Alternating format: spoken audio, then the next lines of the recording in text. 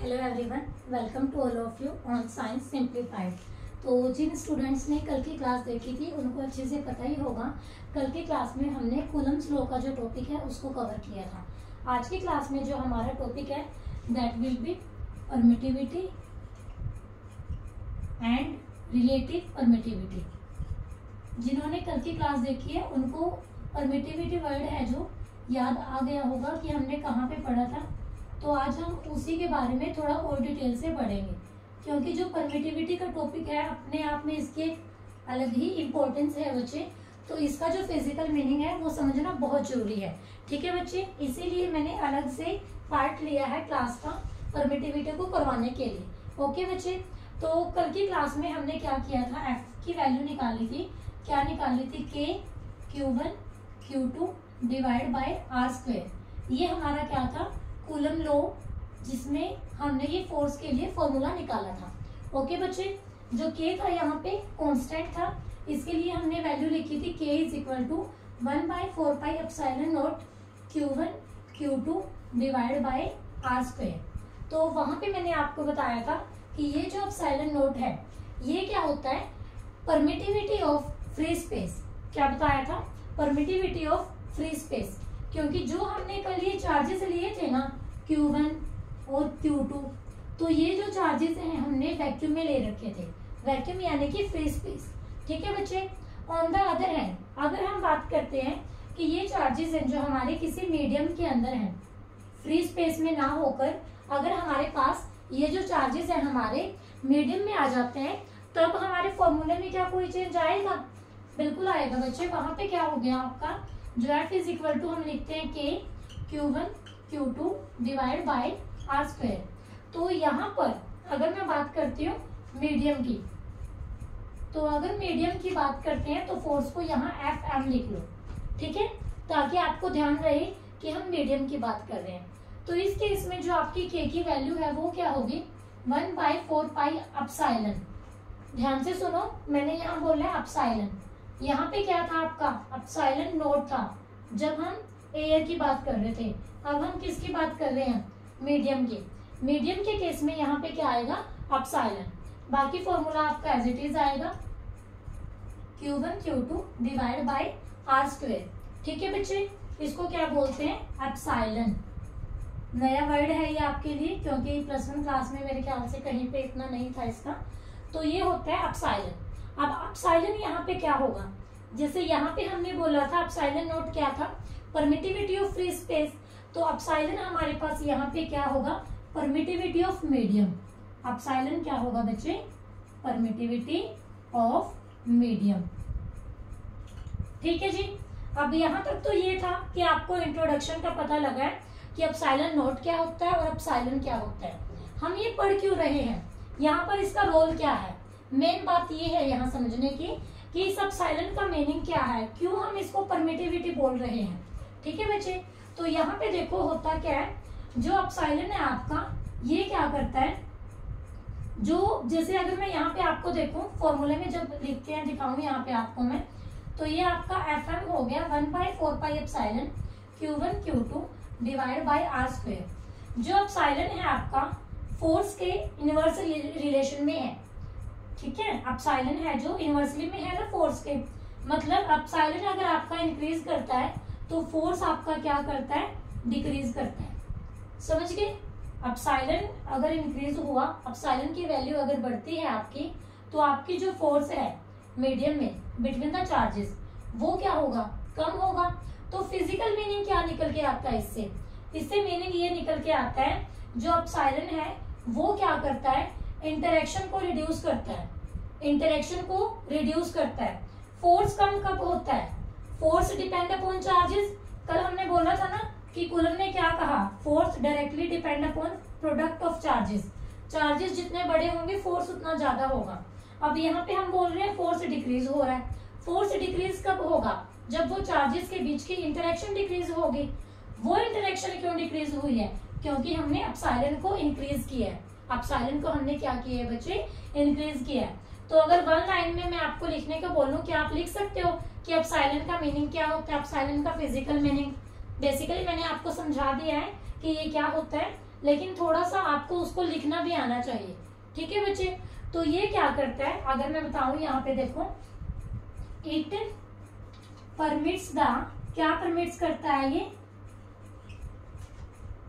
Reduce the, permits मत लिखो इसको क्योंकि ये इसका नाम ही कंफ्यूज करता है। It reduce the interaction between charges, और we can say reduce force. ठीक है, अब साइलेंट किसका काम करता है, it reduce the interaction between charges. Okay, या फिर यहां से आप बोल सकते हो कि जो फोर्स है उसको रिड्यूस करता है। तो ये हमारे पास क्या होता है, अपसाइलन का फिजिकल मीनिंग होता है। अब देखो, टॉपिक जब स्टार्ट किया मैंने आपको बताया था आज हम पढ़ेंगे परमिटिविटी एंड रिलेटिव परमिटिविटी। अब ये जो रिलेटिव परमिटिविटी है ये कहाँ से आया है, हमने एयर के लिए पढ़ लिया, मीडियम के लिए पढ़ लिया, इनको जो रिलेट करके बनता है that is called relative permittivity. यानी कि relative permittivity is the permittivity which gives relation between permittivity of medium to the permittivity of air. ठीक है बच्चे, रिलेटिव परमिटिविटी हमारे पास क्या होता है, रिलेटिव परमिटिविटी हमें एक रिलेशन देती है, रेशियो देती है, किसके बीच में देती है, वो permittivity of medium to the permittivity of air. ठीक है, आप उसको एयर भी बोल सकते हो, उसको वैक्यूम भी बोल सकते हो, या फ्री स्पेस भी बोल सकते हो, क्योंकि आपकी बुक वालों ने ये तीनों ही वर्ड यूज किए, तो यहाँ पर कंफ्यूजन नहीं होना आपने। तो रिलेटिव परमिटिविटी को मैं डिनोट करूंगी अपसाइलन आर से।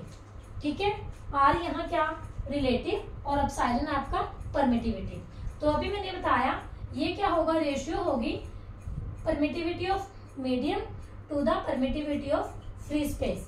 ठीक है बच्चे, तो ये आपको क्लियर हो गया क्या होता है हमारे पास रिलेटिव परमिटिविटी।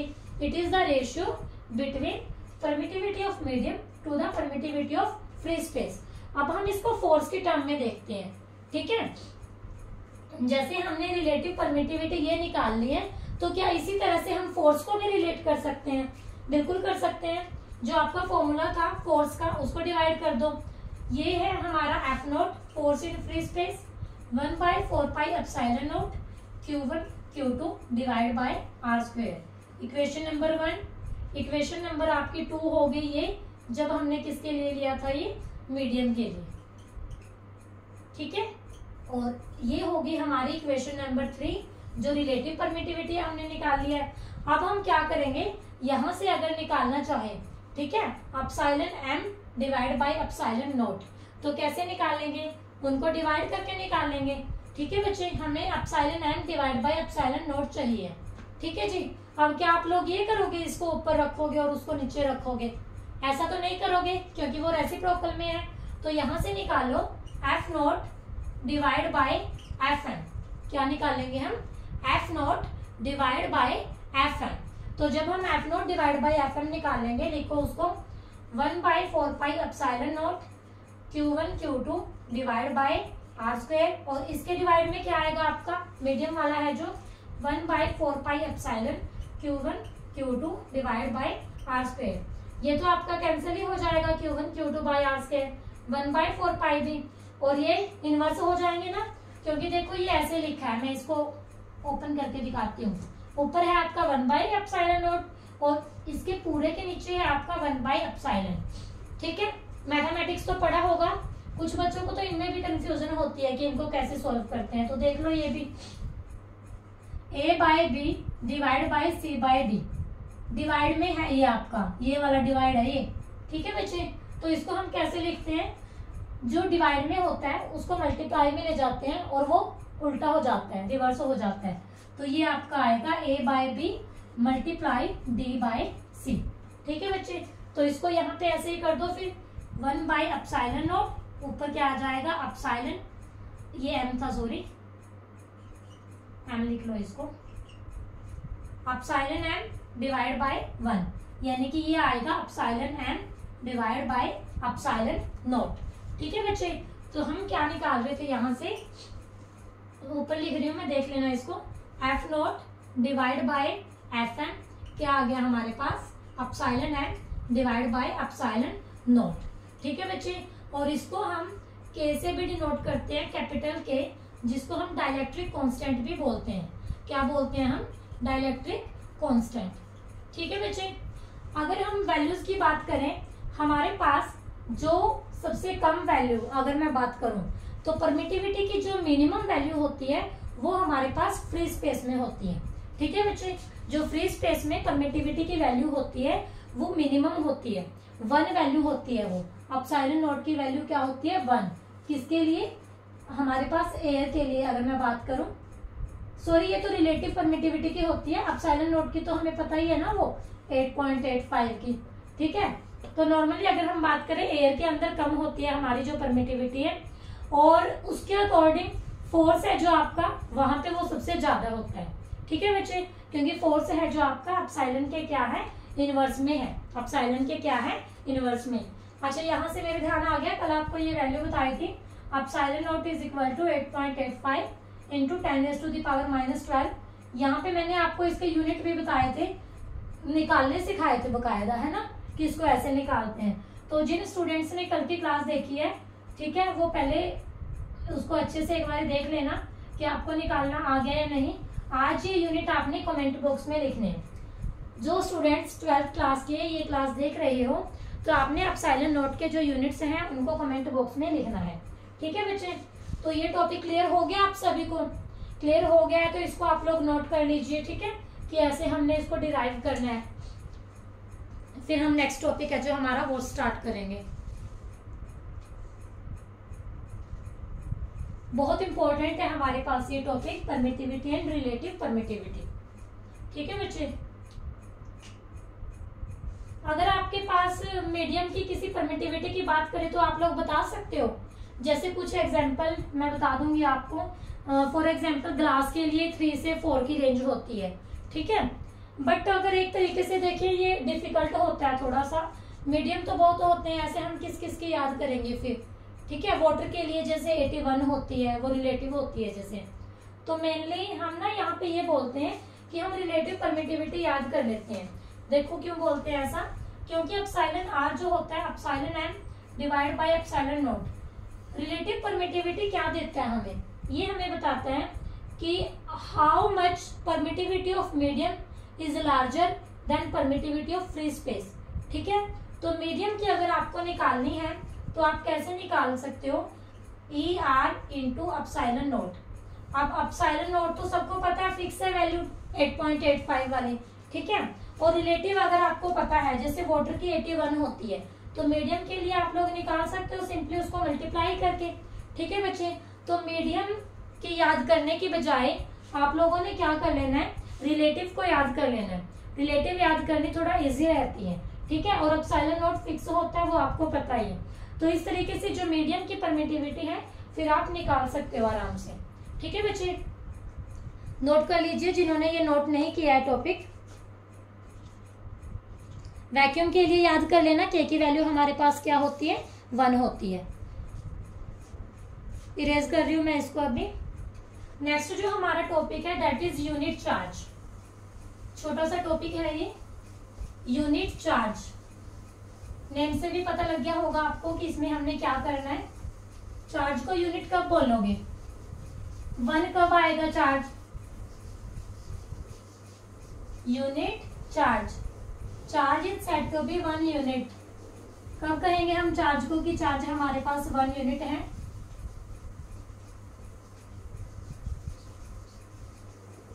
आपके फर्स्ट चैप्टर में बड़ी मुश्किल से 4 से 5 टॉपिक ही हैं ऑन बोर्ड करवाने वाले हैं जो। ठीक है, बाकी जो 1-2 और रहेगा देख लेंगे। मेरे ख्याल से आज की क्लास में ये चैप्टर कर ही लेंगे। कोई टॉपिक रहेगा तो आप लोग बता भी देना कमेंट बॉक्स में कमेंट करके। ठीक है बच्चे, तो हमारे पास क्या होता है, जो कूलम लॉ था उसने फॉर्मूला दिया था। टॉपिक लिख लो क्या है? Unit charge.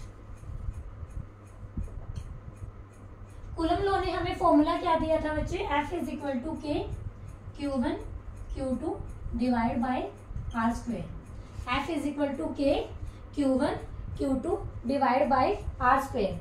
अब कल की क्लास में मैंने आपको के की वैल्यू भी बताई थी। के की वैल्यू क्या बताई थी, 9 क्रॉस 10⁻⁹ न्यूटन मीटर स्क्वायर पर कूलम स्क्वायर।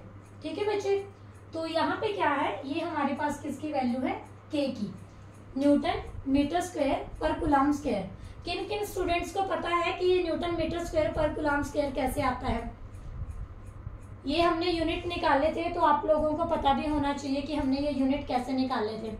ठीक है जी, तो फोर्स के जो यूनिट है वो क्या होते हैं, न्यूटन।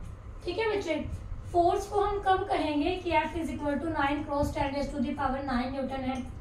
ये हम तब कहेंगे जब हमारे पास Q1 = क्या हो जाए, Q2, यानी कि जो चार्जेस हैं आपके वो क्या हो जाए, इक्वल हो जाए। Q1 = क्या हो जाए, Q2 एंड इक्वल टू क्या हो जाए, Q।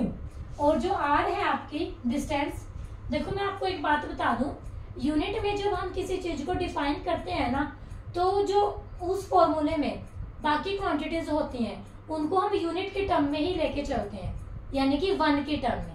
जब बाकियों को 1 के टर्म में लेके चलेंगे तभी वो चीज 1 में निकलती है। ठीक है बच्चे, तो R है जो यहाँ से, R को हम क्या ले लेंगे, 1 मीटर। R को हम यहाँ से क्या ले लेंगे, 1 मीटर। अब ये जो मैंने बोला है एक बार आप लोग पुट करना अपनी नोटबुक में लिख के, एक बार आप लोग ये सब पुट कर दो जो जो वैल्यू मैंने लिखी है यहाँ पे। तो जब पुट करोगे, देखो F की वैल्यू पुट करोगे यहाँ पे 9 क्रॉस 10⁻⁹ न्यूटन। K की वैल्यू आपको पता है 9 क्रॉस 10⁻⁹। ठीक है बच्चे, Q1 को पुट कर दो Q, Q2 को पुट कर दो Q, और यहाँ से R² आपके पास क्या हो गया, 1 मीटर। ठीक है बच्चे, अब देखो यहाँ से ये क्या हो गए, कट हो गए, और यहाँ से हमारे पास क्या आ गया, Q²। तो अब समझ आ गया हमारे पास यूनिट चार्ज क्या होता है। आधे से ज्यादा तो यहीं से क्लियर हो गया ना ये हमारे पास। तो Q² है जो कट हो गया, तो Q² = ये 1 बचेगा यहाँ पे, स्क्वायर में है, यानी कि Q = ±1।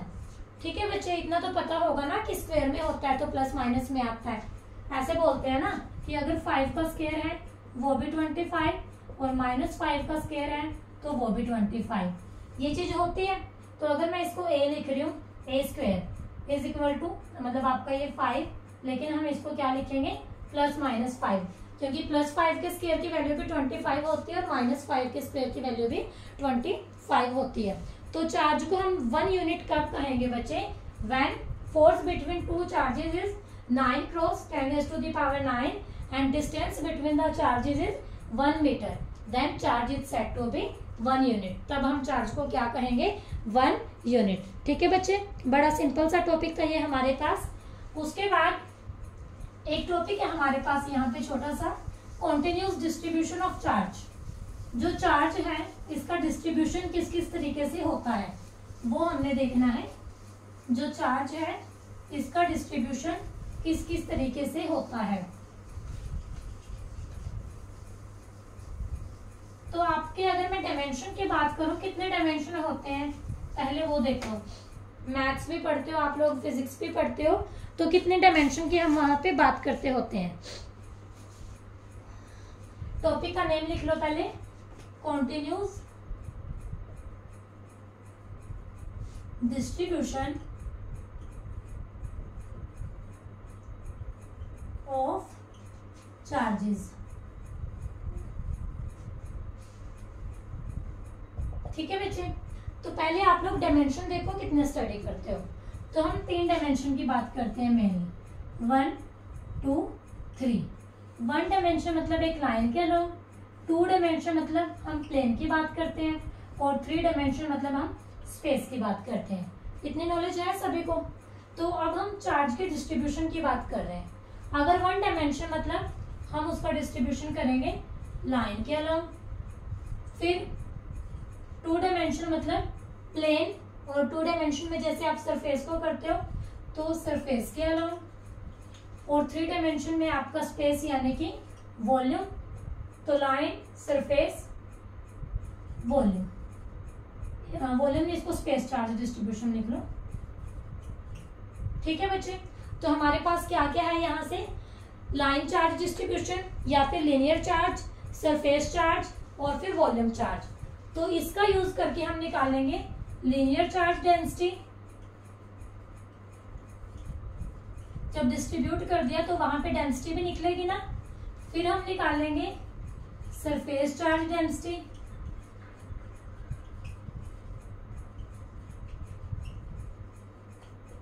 और फिर हम निकालेंगे, एक बार इसको इरेज कर लेते हैं,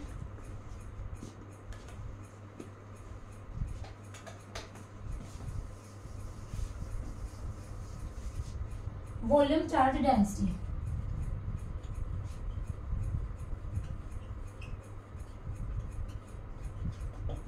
ठीक है बच्चे, तो पहले अगर हम लीनियर चार्ज डेंसिटी की बात करते हैं, लाइन के अलोंग चार्ज को डिस्ट्रीब्यूशन करने का मीनिंग क्या है। सपोज ये आपकी कोई लाइन है, इसके अलोंग हमने चार्ज को डिस्ट्रीब्यूट कर दिया, ये आपका कोई चार्ज है, ठीक है जी। लाइन के अलोंग चार्ज का हमने क्या कर दिया, डिस्ट्रीब्यूशन कर दिया। जो हमारे पास चार्ज है क्यू है, लेकिन पूरी लाइन के अलोंग हम एकदम से नहीं निकाल सकते, तो हम एक स्मॉल पार्ट ले लेते हैं चार्ज का, जिसको हम बोल देंगे डी क्यू, और जिस लेंथ के अलोंग हमने उसको लिया है उसको हम बोल देंगे डी एल। ठीक है बच्चे, और यहाँ से हम निकालेंगे line charge density, that is lambda. Lambda की वैल्यू क्या होगी, D Q upon D L. Lambda की वैल्यू क्या होगी आपकी, D Q upon D L. तो समझ आ गया आपको कि मैंने ये डी क्यू और डी एल क्यों लिया है, क्योंकि हमें नहीं पता कि वो लाइन है जो उसकी लेंथ कितनी है, वो इनफाइनाइट होती है। तो इन केसेस में हम क्या करते होते हैं, एक स्मॉल पार्ट ले लेते हैं, इसीलिए मैंने यहाँ पे ये स्मॉल पार्ट ले लिया है डी क्यू। और जब स्मॉल पार्ट लिया है चार्ज का, तो वो स्मॉल लेंथ के अक्रॉस ही लेते हैं, तो हमने वो डी एल के अक्रॉस ले लिया, तो वो हमारे पास क्या होगा, लैम्डा, यानी कि लीनियर चार्ज डिस्ट्रीब्यूशन। और यहाँ से अब इसको इंटीग्रेट अगर हम कर देते हैं, ठीक है, क्योंकि D Q D L D की फॉर्म में है ना, डेरिवेशन में है, कंप्लीट वैल्यू निकालनी है तो इंटीग्रेट कर दो। तो डी क्यू का इंटीग्रेशन करोगे, सिंपल क्या आएगा क्यू, और यहाँ से क्या आएगा हमारे पास ये लैम्डा, और वहां पे वैल्यू क्या चली जाएगी, डी एल। डी एल मतलब अब उसकी लेंथ को इंटीग्रेट करना है। इंटीग्रेट करने का मीनिंग क्या होता है बच्चे, जो उसकी कंप्लीट वैल्यू निकालना। ठीक है बच्चे, तो यहाँ से क्यू है जो, ये हमें क्या देगा, चार्ज की वैल्यू देगा डेंसिटी की टर्म में। ठीक है बच्चे, लैम्डा की टर्म में हमें चार्ज की वैल्यू मिल गई। तो आगे आपके डेरिवेशन आएंगे, वहां पे हमें चार्ज की वैल्यू की जरूरत होगी लीनियर डेंसिटी, सरफेस डेंसिटी या वॉल्यूम डेंसिटी के टर्म में। तो ये हमें यहाँ से ये वैल्यू देता है। तो जैसे हमने अब ये लीनियर चार्ज डेंसिटी निकाल ली, इसी तरह अब हम सरफेस चार्ज डेंसिटी निकालेंगे, वॉल्यूम चार्ज डेंसिटी निकालेंगे। तो नेक्स्ट है हमारे पास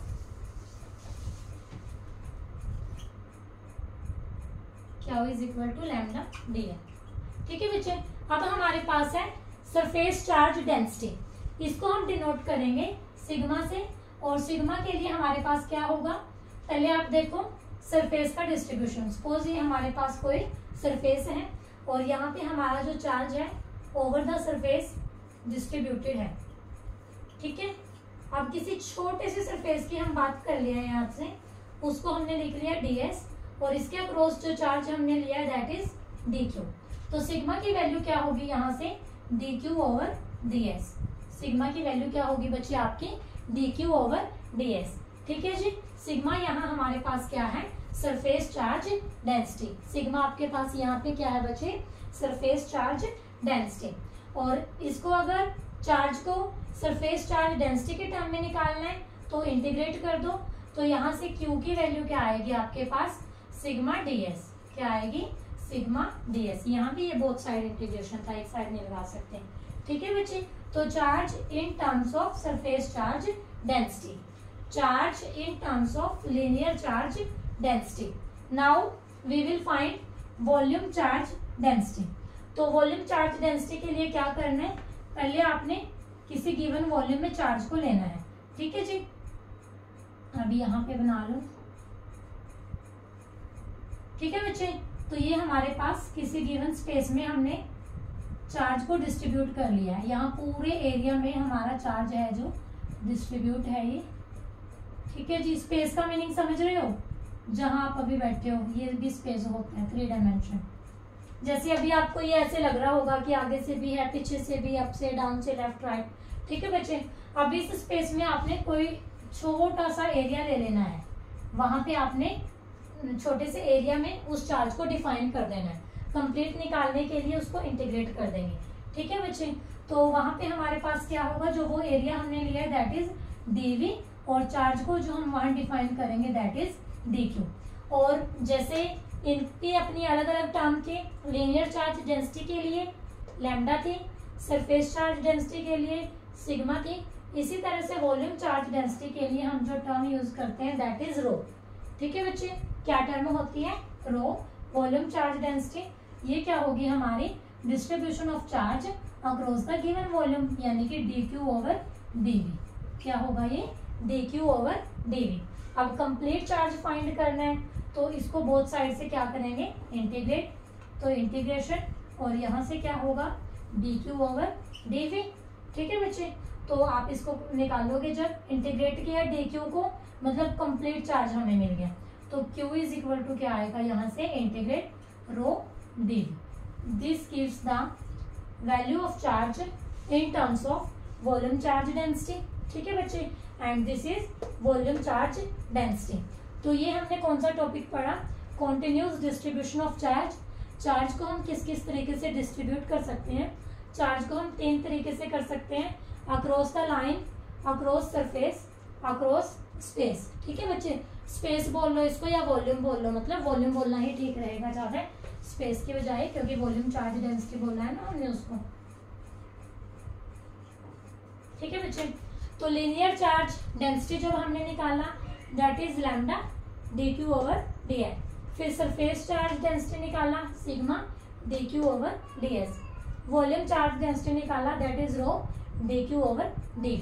फिर इन सभी में हमने charge in terms of linear charge density, और फिर in terms of surface charge density, in terms of volume charge density. So this is all about continuous distribution of charge. आज की क्लास में हमने 3 टॉपिक किए हैं, relative permittivity, unit charge and continuous distribution of charge. Hope so class आपको पसंद आई है। बच्चे प्लीज कमेंट करके बता दिए आप लोग कि क्लास कैसी लगी है। आपके कमेंट्स के साथ ही मेरी मोटिवेशन है, और मैं ट्राई करूंगी कि +2 क्लास का पूरा सिलेबस ऑन बोर्ड आपको करवाया जाए। Thank you very much. Stay connected with science simplified.